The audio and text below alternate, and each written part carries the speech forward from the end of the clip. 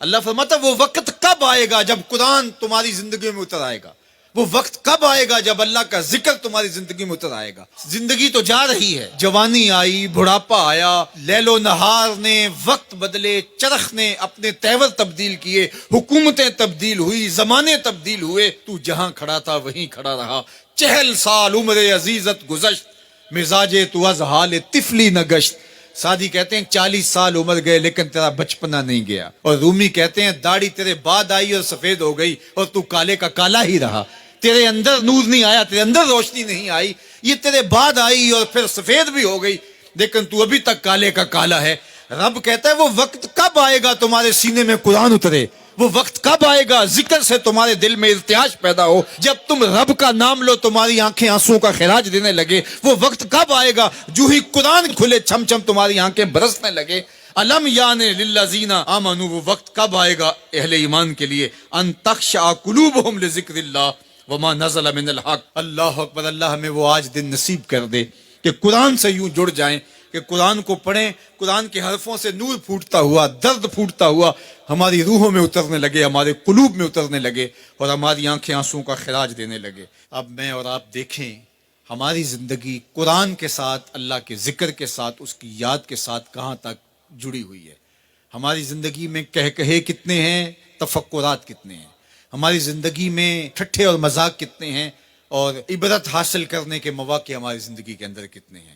پھر ارشاد فرمایا اعلموا، جان لو، انما الحیات الدنیا لعب و لہو و زینت و تفاخر بینکم، یہ دنیا ہے کیا جس کے پیچھے تم نے سب کچھ برباد کر دیا۔ سب سے قیمتی اثاثہ تو دل تھا، اس دل کو بھی دنیا کے لیے وار دیا۔ یہ دل تو رب نے اپنے لیے بنایا تھا، اے دل حجرہ رب سچے دا، یہ اس سچے رب کا حجرہ تھا۔ قلوب المومن عرش اللہ، مومن کا دل تو اللہ کا عرش تھا، لیکن اس عرش پہ بھی غیروں کو بٹھا لیا تو نے۔ جو تخت اس کا تھا، جس تخت پہ اس کی تجلیات کا نزول جلال ہونا تھا، اس دل پہ درہم و دینار اور ڈالر اور پاؤنڈ اس دل کے اوپر بٹھا لیے، یہ دل کے اوپر بٹھا لیے۔ یہ دل تو حجرہ رب سچے کا تھا، تو نے اس دل کو بھی اجاڑ دیا۔ تو یہ دنیا جس کے لیے تو نے سب کچھ کیا ہے کیا؟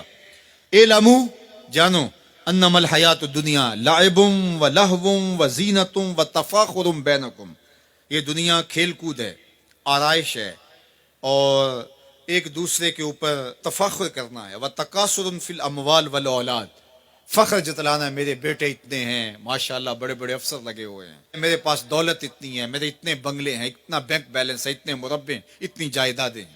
انسان ساری زندگی یہی کرتا رہتا ہے۔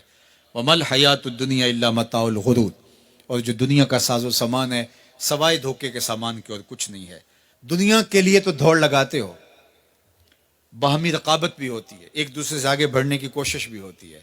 اللہ فرماتا ہے آؤ مسابقت کرو، آگے بڑھنے کی کوشش کرو، الی مغفرتن، مغفرت کی طرف، من ربکم، جو تمہارے رب کی طرف ہے، وجنتن ارضھا کعرض السماء والارض، اس جنت کی طرف آگے بڑھنے کی کوشش کرو جس کی چوڑائی زمین و آسمانوں کے برابر ہے۔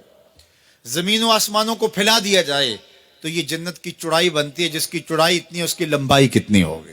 تو فرمایا اس دنیا کے لیے تو بھاگتے ہو جو ختم ہو جانے والی ہے، آؤ بھاگو اس جنت کی طرف جس کی چوڑائی زمین و آسمان کے برابر ہے۔